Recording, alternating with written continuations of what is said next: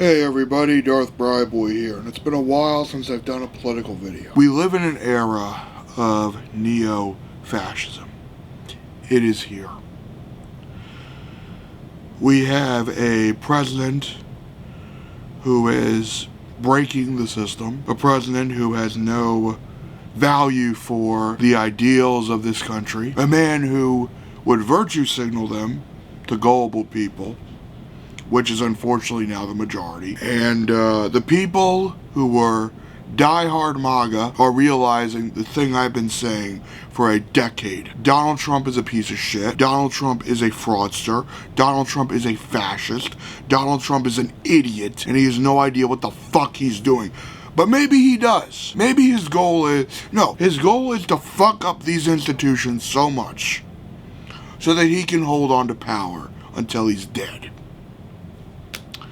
Could be in 2032, could be earlier, because if he wants to seek a third term, he'd be older than Biden if he were to try this. And that's more of a possibility than I think people realize, because he's got a Congress that's willing to kiss his ass. And that's a very dangerous thing. Think about this for a minute on principle. To get a government agency approved, it has to be gone through Congress. The president cannot just bring about a new fucking government-run organization via executive order. You can't do that. But I guess because Congress is now a cult of Trump, besides some Democrats with some balls, Doge exists. And it's doing a wonderful job of fucking the country up. You know, I kind of was thinking and hoping that during this video, I would come off a little less abrasive, a little less angry, a little less vitriolic than I have in my previous video. But I don't believe civility has a place in today's politics anymore. People tried civility. Kamala tried civility, and look at what that got her. She's like, oh, look at me. I'm gonna campaign with Liz Cheney. I'm gonna get the never Trump Republican vote. Yeah, we got fucking 4 more years or 8 more years of this prick if he gets his way. Thanks to that strategy, you fucked it up by not using your best asset in Tim Walz, who was a fucking fusion of Bernie Sanders and Joe Biden. You know, Tim Walz had like that folksy kind of vibe, but he also had the governing experience to back up the fact that he was a worthy vice presidential candidate. So if something were to happen to Kamala, Tim Walz would be in the next line of succession. That was somebody I would have gladly had in the next line of succession to the most powerful office in the world. But instead, we have a goddamn clown show of tech bros, theocrats, grifters, and scumfucks who have no sense of honor and decency or caring about the average everyday human being in the world and in this country. These are the types of motherfuckers who would see a homeless person dying in the street, spit on them, laugh in their face, instead of waiting with them and calling 911 or letting them know that perhaps in their final moments of life, there's somebody that gave a fuck about them. These are the types of motherfuckers who only want to destroy. A fascist, when you break it down, is an inconsistent, moronic person. They do not have an understanding or grasp of what their ideology even is. Because if you've read anything about fascism, you'll come to this logical conclusion. It has no through line. It has no real thesis. It is a jumble of madness and contradictions that just don't make any sense. There are scholars of fascism who could break down the specifics far better than I can. However, in my limited study of fascism, that's my main conclusion I've come to. It is an ideology that makes no fucking sense, and you're seeing that madness running the United States today. So now that I've said the obvious, I've been saying the obvious for 10 damn years, and that's the hard part, knowing that me, who was just starting college, me who had a good enough understanding of politics, but maybe not as great an understanding as I do now, looked at Donald Trump, heard what the fuck he said, had his Jewish sense go off after this motherfucker said, I'm going to make an identification system specifically for Muslim Americans. I'm going to have a Muslim ID database, which I wouldn't be surprised if he tries to actually pull that shit with all the crap he's been doing via executive order. The reason I'm angry, and I think the reason anybody with any semblance of decency or morality should be damn angry, is because if you know people who are marginalized, if you yourself are a little marginalized, for example, I'm Jewish, I'm a minority, but you know what? I'm privileged, I'm safe, I live in a good neighborhood, a safe neighborhood, I have comfort, I have security, I have people who I can turn to. There are people I know who are struggling, people I know and love who are suffering from the shit he's doing. You know, my friend said it best. In 45 days, he has turned this country to shit. Maybe more than that, you know. But from January 20th to now, it's been a shit show. And I hope somebody has the balls in Congress to write up some articles of impeachment. Like, I'm surprised no one's trying to pull that again. Well, you can't. Yeah, fuck it. Impeach him a third time. Because fuck him. Fuck his Doge. Fuck Elon Musk. Fuck their Zig Heil bullshit. Their neo-fascist ideology that seeks to hurt people and is hurting people. Fuck these people. Because you know what? At the end of the day, I'm not trying to reach out to those in the MAGA cult.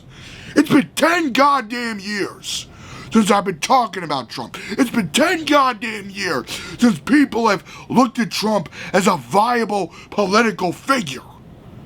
And in 10 years, if you haven't looked at the systematic damage he did in his first term, if you looked at that and went, that's okay, I want more of that please, then I don't know what more I can say to convince somebody that Donald Trump is an evil man, that everything he has done is rooted in some twisted, demented sense of gobbledygook pseudo-puritanism, then I don't know what else I can say.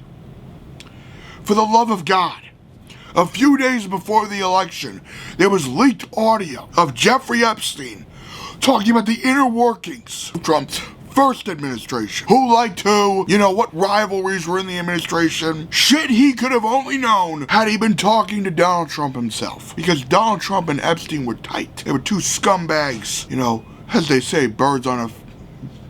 what's the saying? Birds on a feather flock together or some shit. Vile degenerates that seek to lecture those about what is pure and good are the scummiest type of people. Donald Trump was on Epstein's flight list. Donald Trump was friends with Jeffrey Epstein. Donald Trump is the man you can point to as to why Roe v. Wade was overturned. Donald Trump is the man who is targeting the most vulnerable fucking population in the world. A minority within a minority, and that is the trans community. I happen to know people and be friends with people who are trans. I have someone I care and love deeply who is trans, and I am beyond disgusted that my country voted for a man that tried to overthrow it. A man who was of course going to throw you under the bus. A man who has never worked an honest day in his life. A man whose entire philosophy is destroy what you can to get to the top. Unlike some other politicians who were ruthless and cold-blooded, who had some sense of morality, as complicated as the legacy of Lyndon Johnson is and was, you can't deny that what he did when he was president didn't have a net positive outcome for this country. Domestically speaking, I should say. But Donald Trump, I can't think to one good thing he did that actually held the fuck up in his first term. His first term, we went through a fucking pandemic, and he did nothing adequate to protect us, and people voted him back in. We got motherfuckers like RFK Jr., conspiracy wackos, in these positions of power that they should not even be in. We got Tulsi Gabbard, a goddamn grifter, somebody who I used to admire, and I feel like a fool forever being briefly in that Tulsi Gabbard support crap. Even though I didn't vote for her, even though I didn't volunteer for her, or try to get her on the ballot, I still feel like a fool for praising Tulsi Gabbard, for believing that Tulsi Gabbard was some righteous fighter of civil liberties and democracy. Were there rumblings about perhaps pardoning Julian Assange from Tulsi Gabbard? No, I haven't heard anything about that. What about a pardon for Edward Snowden? You know, I really want to know. I really want to know something here. I want to know from all these people that wanted Edward Snowden either jailed or prosecuted because of what he leaked, and compare that to the Signalgate crap. Like, what the fuck kind of weird universe am I living in right now? In terms of politics, in terms of government. Yeah, I'm gonna paraphrase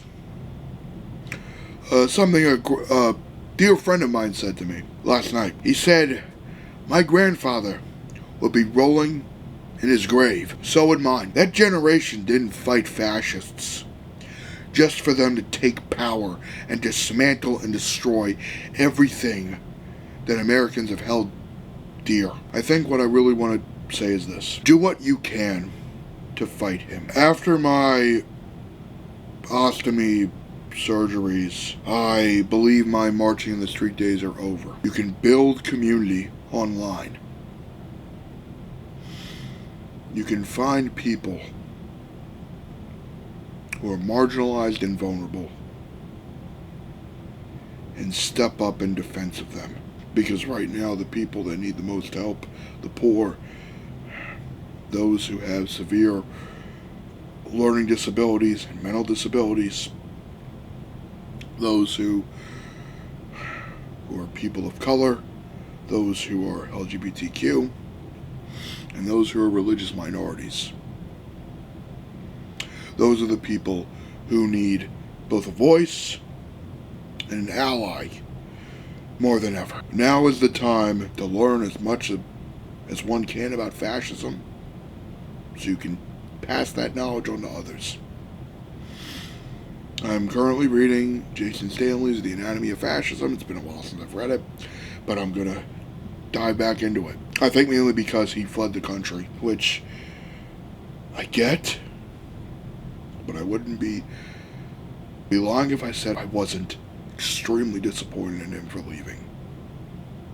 I get why, but in situations like this, the academic, the professor, is needed now more than ever when institutions of learning are kowtowing and dismantling resources that marginalized communities need to succeed in academia. Then it is up to the professor to stand with his or her or their student body in solidarity and defiance of those who seek to destroy it. While I am critical of his decision for leaving, the book is still valuable. Same with the book The Anatomy of Fascism. I think I want to end this video with this. Fascists have been here before. They fucking lost. And they'll fucking lose again. There will be a brighter tomorrow. We just have to make sure it comes. With that in mind, live long and prosper, and thank you for watching this video.